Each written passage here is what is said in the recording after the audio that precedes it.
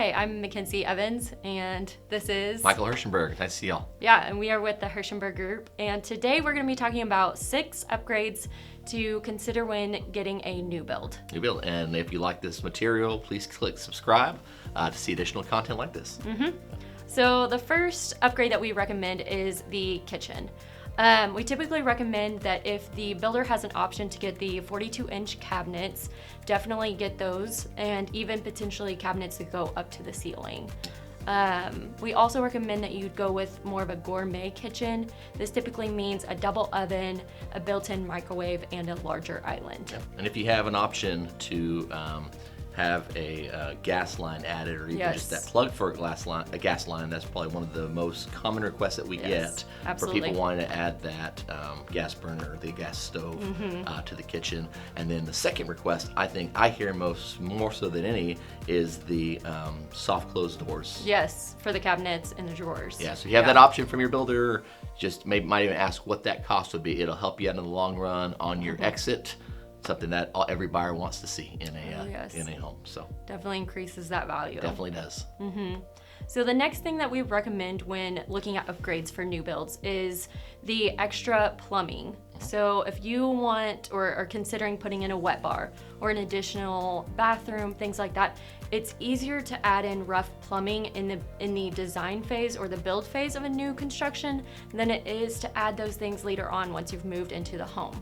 So go ahead and have your contractor, your builder, add in the rough plumbing while the walls are still down, that kind of thing. Yeah, it's great. It's again just putting money in the best direction, whether it's interior, exterior. A lot of clients that just like to set up for a nice exterior kitchen grill space with gas line coming in and everything, and it's good to have that all set up. Absolutely. Makes the install of that equipment a lot easier. Oh yes, a lot easier than tearing down walls later. Yes it is, yes it is.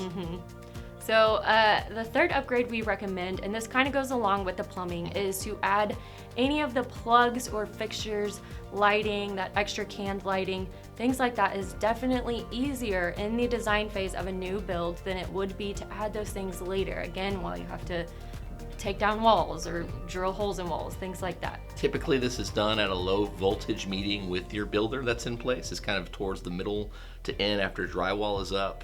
You're letting them know, again, do you want any security cameras installed on the exteriors? Do you want any smart devices added? Do you want any pre-wiring for any audio and visual equipment in the house as well? So it's good to have all this stuff pre-installed to just make that cost a little less, more affordable for you when you decide to add those options. One of the items that I wanted to talk about are really the energy saving options. This is done really at the beginning stages of your red line meetings with your builder, walking through any kind of foam encapsulated or foam sprayed insulation. Bring that energy down significantly, especially here in the Texas heat. We want to talk about window options. So you have your option between your vinyl or your really encased windows. Again, really kind of bringing that electric bill down dramatically in the summer and keeping your house a lot warmer in the winter as well. Especially here in Texas. Especially here in Texas. And then what we're seeing on the ground right now a lot is our solar folks. So if your builder is including that partnership and allowing a solar company to come in throughout the build, have those conversations, see if there's any state credits available to you to bring the cost down of those solar panels.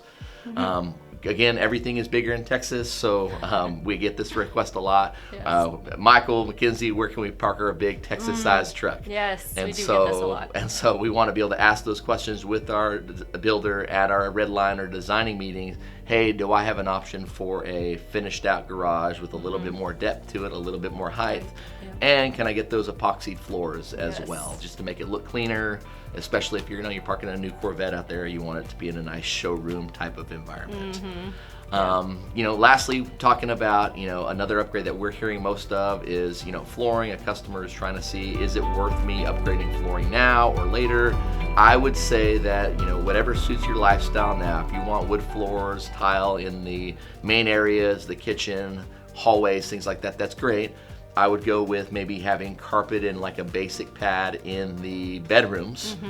And then if you wanted to upgrade them later on in time, go ahead and do that. It opens up options for you and keeps those costs down. Right. And definitely talk to your builders about the pad of a carpet more so than the carpet itself. Yeah. Well, hey, I appreciate y'all tuning in today. And again, please click like to subscribe to join us on more content like this in the future. Take care.